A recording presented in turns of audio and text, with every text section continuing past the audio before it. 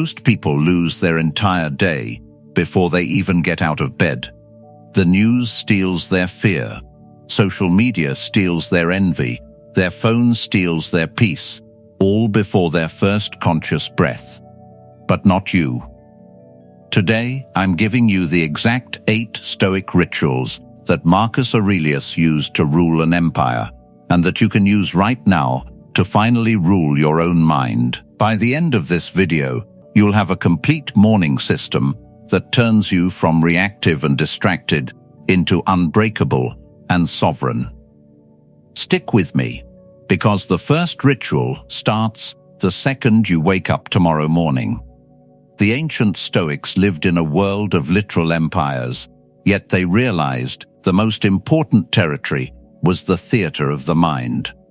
Marcus Aurelius, a man who held the power of life and death over millions, spent his earliest hours writing to himself, reminding himself that his happiness depended entirely on the quality of his thoughts, not the size of his palace.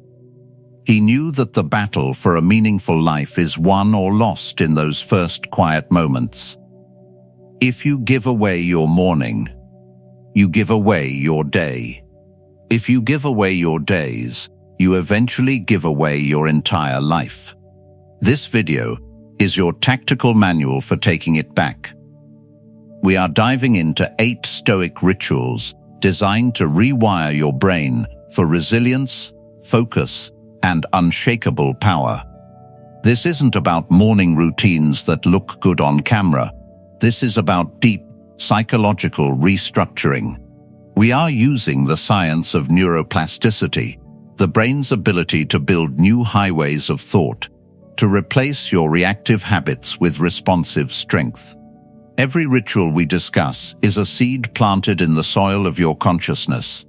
If you stay until the end, you won't just have information, you will have an architectural plan for a new version of yourself. Ritual number 1. The silent threshold. Before the world speaks to you, you must speak to the world. Sovereignty begins in the gap between waking up and checking out.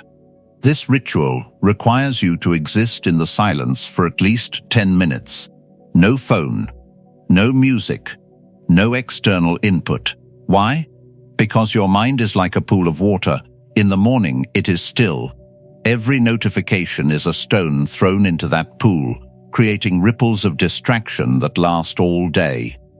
By protecting this silence, you are declaring that your internal peace is more valuable than the world's noise. You are reclaiming your right to think your own thoughts before you are told what to think by a headline or a post. This is the foundation of the Stoic inner citadel. If you cannot control the first 10 minutes of your day, you cannot control your life. Use this time to observe the weather of your mind without being swept away by it. Are you waking up with anxiety? Acknowledge it. Are you waking up with regret? Notice it. But do not let these voices become the king of your day. You are the observer, the sovereign who decide which thoughts get a seat at the table and which are dismissed. This is pure agency. This is the start of your rewiring. Once you have secured the silence, you must prepare for the collision. Ritual number 2 is Premeditatio Malorum, or the premeditation of evils. To the uninitiated, this sounds like pessimism. To the sovereign, it is the ultimate form of strategic defense. Most people wake up with a fragile hope that everything will go perfectly. They hope the traffic is light, their boss is kind, and their technology works flawlessly. Because their peace is built on hope, it shatters the moment reality disagrees. They spend their day in a state of constant, reactive repair, trying to fix a life that isn't following their script. Stoicism teaches us to do the opposite. You don't hope for a perfect day, you prepare for a difficult one. Before you step out into the world, spend 60 seconds visualizing the things that could go wrong. Imagine the person who will be rude to you. Visualize the project that will hit a sudden delay. Feel the minor annoyance of a spilled coffee or a missed call. You are not inviting these things into your life. You are stripping them of their power to surprise you. When you anticipate the obstacle, you remove the emotional sting. You are essentially vaccinating your mind against frustration. This is where the dichotomy of control becomes your greatest weapon. As you visualize these potential disruptions, you categorize them instantly. The traffic? Outside your control. The rude remark? Outside your control. Your reaction? Entirely within your power. By doing this, you are drawing a line in the sand. You are deciding, before the battle even begins, that you will not give away your sovereignty to a stranger's bad mood or a mechanical failure. You are building a neural highway that leads directly to composure instead of chaos. Science tells us that the brain often cannot distinguish between a vividly imagined event and a real one. By premeditating these challenges, you are literally practicing your response. You are training your nervous system to stay in responsive mode rather than fight or flight mode. This is the difference between a leaf blown by the wind and a mountain that remains unmoved by the storm. When the annoyance actually happens later in the day, your brain doesn't panic. It says, "I've been here before. I already decided how to handle this." This ritual transforms your relationship with reality. You stop being a victim of circumstance and start being the author of your own internal narrative. You realize that while you cannot control the cards you are dealt, you have absolute authority over how you play the hand. This is the essence of reclaiming your sovereignty. You are no longer waiting for the world to be nice so you can be happy. You are deciding that your character is a fortress that no external event can breach without your permission. Marcus Aurelius began his days by telling himself, "The people I deal with today will be meddling, ungrateful, arrogant, dishonest, jealous, and surly." He didn't say this to be bitter. He said it so he wouldn't be shocked. He knew that expecting perfection from an imperfect world is a form of self-inflicted madness. By accepting the evils of the day in advance, he was able to meet them with the only things that mattered: justice, temperance, and wisdom. He remained the sovereign of his soul, regardless of the chaos of the empire. Ritual number 3 is the view from above. After you have braced your mind for the day's friction, you must prevent your ego from making those problems larger than they actually are. Human suffering often stems from our tendency to zoom in too far. We look at a single email, a small debt, or a social slight as if it were a life-altering catastrophe. When we do this, we lose our sovereignty because we become hyper-reactive to the microscopic details of our lives. We lose perspective, and in doing so, we lose our power. This ritual asks you to mentally zoom out from your current location. Imagine yourself sitting in your room, then expand that vision to your house, your neighborhood, your city, and eventually the entire planet. From this height, the individual struggles that felt all-consuming suddenly look like what they truly are: tiny, temporary ripples in the vast ocean of human history. You are one of billions of people who have lived, struggled, and passed away. This is not meant to make you feel insignificant. It is meant to make you feel liberated. When you adopt the view from above, you realize that most of the things you worry about are indifference in the grand scheme of the cosmos. The Roman Emperor Marcus Aurelius used this technique frequently to remind himself that even the greatest empires are eventually swallowed by time. If a literal empire is a speck in the universe, then your fear of a difficult conversation or a missed deadline is even smaller. This realization allows you to reclaim your sovereignty by detaching your worth from these passing moments. Science confirms that shifting your spatial perspective can lower cortisol levels and reduce the tunnel vision caused by stress. By forcing your brain to process a larger scale, you deactivate the amygdala, the brain's alarm center, and reactivate the prefrontal cortex, the seat of reason and executive control.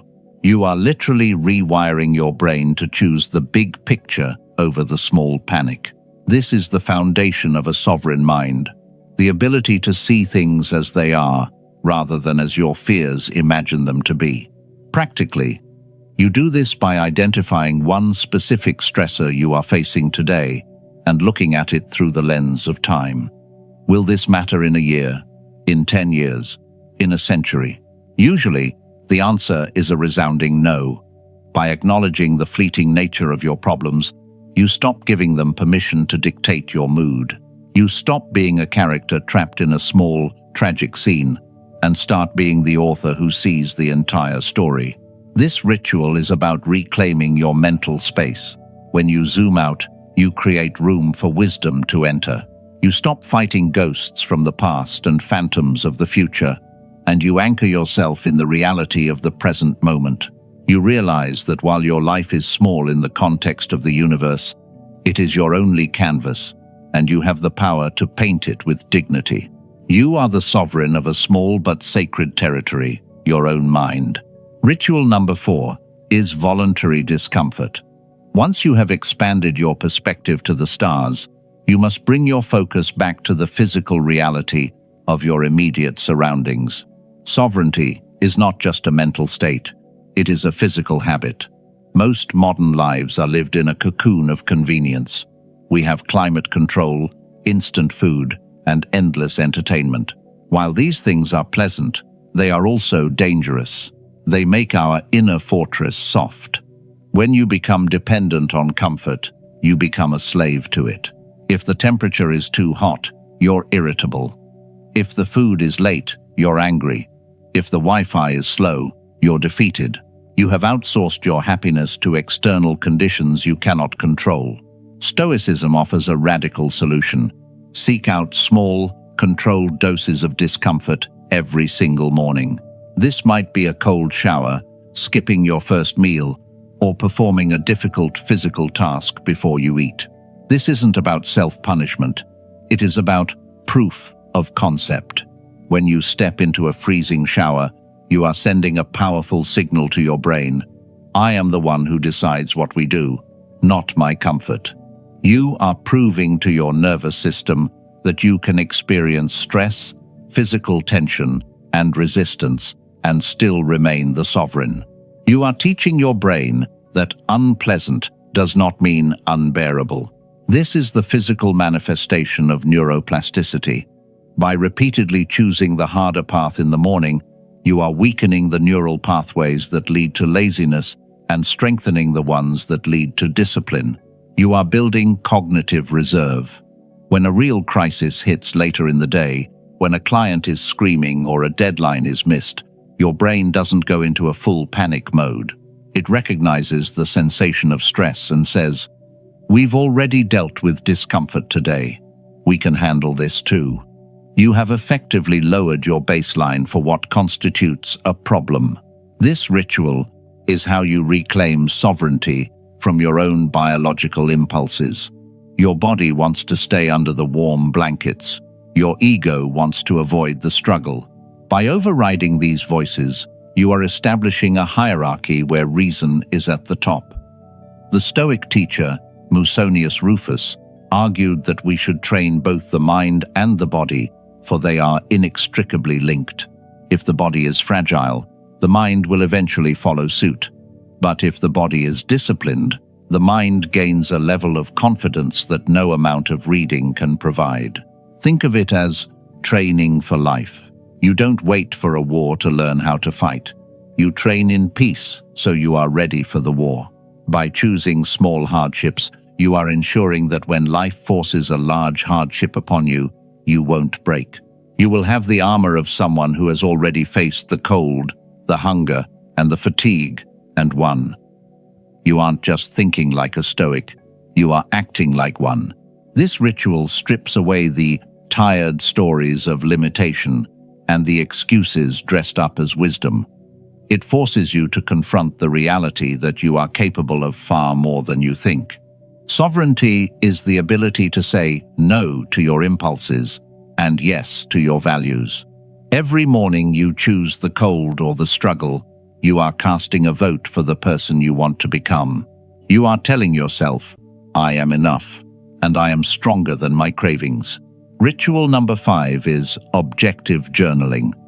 After you have tested your body and expanded your perspective, you must address the most intimate territory of all, your internal dialogue. The ancient Stoics knew that we do not see the world as it is, we see it as we are. Most people spend their lives being bullied by their own thoughts. They have a narrator in their head that is hypercritical, anxious, or obsessed with the past. If you don't take control of this voice, it will act as a silent saboteur, undermining your sovereignty before you even leave the house. This isn't about Dear Diary venting. This is about Stoic logic. Your mind is constantly making judgments about your life. It says, this is terrible, or I can't believe they said that, or I'm going to fail. These are not facts. They are interpretations. When you sit down to write in the morning, your job is to strip away the emotional cladding from your thoughts. If you are worried about a meeting, don't write, I'm terrified of this meeting. Instead, write the objective reality. I have a meeting at 10 a.m. I have prepared my notes.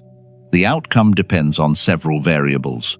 By moving the thoughts from your brain to the paper, you are engaging in a process called externalization.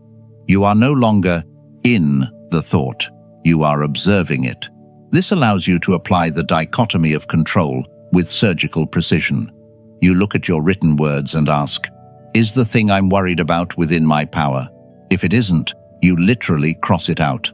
You are reclaiming your mental space by refusing to host thoughts that serve no purpose.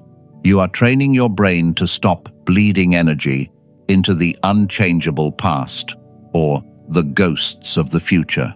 This practice is the practical application of neuroplasticity. Every time you replace a chaotic thought with a reasoned, objective statement, you are laying down new neural tracks. You are building a version of yourself that is calmer and more purposeful. You are proving to yourself that you are the author of your reactions, not a character being written by your anxieties. Marcus Aurelius's Meditations wasn't a book for the public, it was his morning journal. It was the emperor talking to the man, reminding himself to stay centered despite the weight of an empire. When you speak to yourself through the pen, you are speaking to the most important person you will ever know. You are nourishing your consciousness with truth rather than fear. You are deciding that your morning is sacred territory and that no tired story of limitation is allowed to reside there. This ritual ensures that when you step out into the world, you aren't just reacting to the environment. You are operating from a core of internal clarity. You have mastered the internal dialogue, and in doing so, you have claimed the ultimate sovereignty. Ritual number 6 is the identification of the essential. Now that you have cleared your mind and steeled your body, you must address the world of action. Most people wake up and immediately surrender their energy to 1,000 urgent but unimportant tasks. They become reactive puppets, jumping whenever their phone buzzes or an email lands. They mistake activity for achievement and busyness for progress. By the time the sun is high in the sky, they have exhausted their decision-making power on trivialities, leaving nothing for the projects that actually define their legacy. They are busy, but they are not sovereign. The Stoics were masters of essentialism. Marcus Aurelius famously asked himself, is this necessary?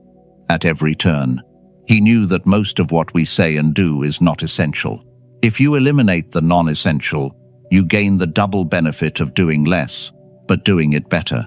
Sovereignty requires you to be the gatekeeper of your own time. This ritual involves picking exactly 3, and only 3 actions for the day that align with your highest values and long-term growth. Everything else is treated as a preferred indifferent. You might do them if there's time, but you will not sacrifice your peace of mind for them. This is the practical application of amor fati, the love of fate. By choosing your essentials early, you are deciding what growth lives here today. You are telling your brain that while you cannot control the infinite demands of the world, you can control where you place your focus. When you limit your focus, you create deep work neural pathways. You move from being a leaf blown by every wind to being a directed force of nature. Science shows that multitasking is a myth that actually lowers IQ and increases stress. By choosing the essential, you are rewiring your brain for high-level execution and mental clarity. This ritual is also an exercise in saying no without guilt. Sovereignty means realizing that your worth is not tied to how much you produce for others, but how much you protect for yourself.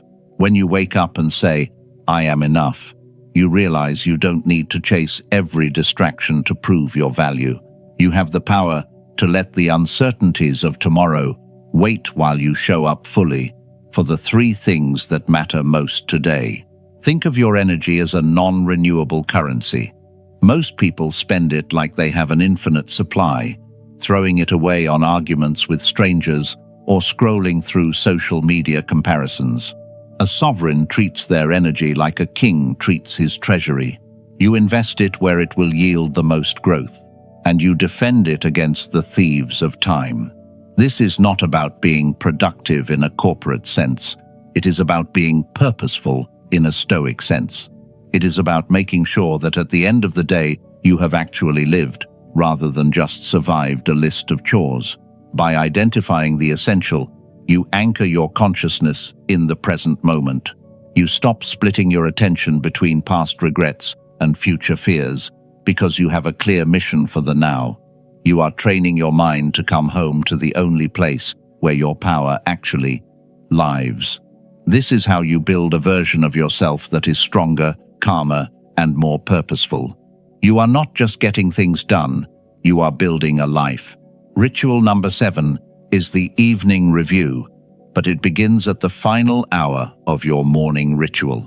Before you step out into the world, you must commit to the circle of completion. Sovereignty is not a one-time event. It is a closed loop of continuous growth. Most people let their days bleed into one another. Mistakes from Tuesday haunt them on Wednesday, and the exhaustion of Thursday ruins their Friday. They never finish a day, so they never truly start a new one.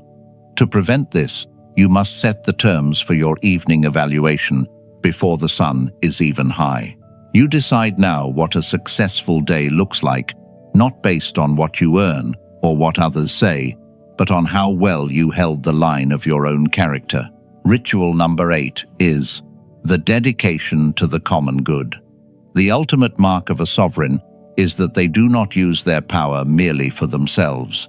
Stoicism is often misunderstood as a lonely pursuit of iron-willed isolation, but the Stoics were deeply committed to cosmopolitanism, the idea that we are all part of a larger human fabric.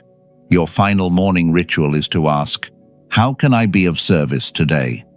This isn't about grand gestures, it's about the quality of your presence. It's about being the person who doesn't react with anger when a colleague fails, or the person who offers a genuine word of encouragement to a stranger. When you anchor your sovereignty in service, you become untouchable. Why? Because you are no longer acting for the fragile approval of your ego. You are acting for the strength of the community. These 8 rituals are your Roman steel. They are the architects of the house you live in and the seeds planted in the soil of your consciousness. If you commit to them, you stop being a leaf blown by the wind and start being the wind itself. You move from the surrender of the phone screen to the sovereignty of the sunrise. Your mind literally reshapes itself based on what you feed it, and today you have fed it the weight of history and the power of intention. You have decided that your inner world matters more than your outer circumstances. As you move through this day, remember that you are the author, not the character being written. Between the stimulus of the world and your response, there is a sacred space. In that space lies your growth and your freedom. If you found a spark of strength in this message today, consider joining our circle. We are building a community of people who who refuse to settle for a mediocre inner life, those who understand that rewiring the mind is a daily battle for survival. You can support this mission by showing this video to someone who is currently losing their battle with the dawn, and by staying connected with us here at Stoic Origin. We are just getting started on this path of transformation, and your growth is the foundation of everything we do. The sun is up, the silence has passed, and the world is waiting for your response.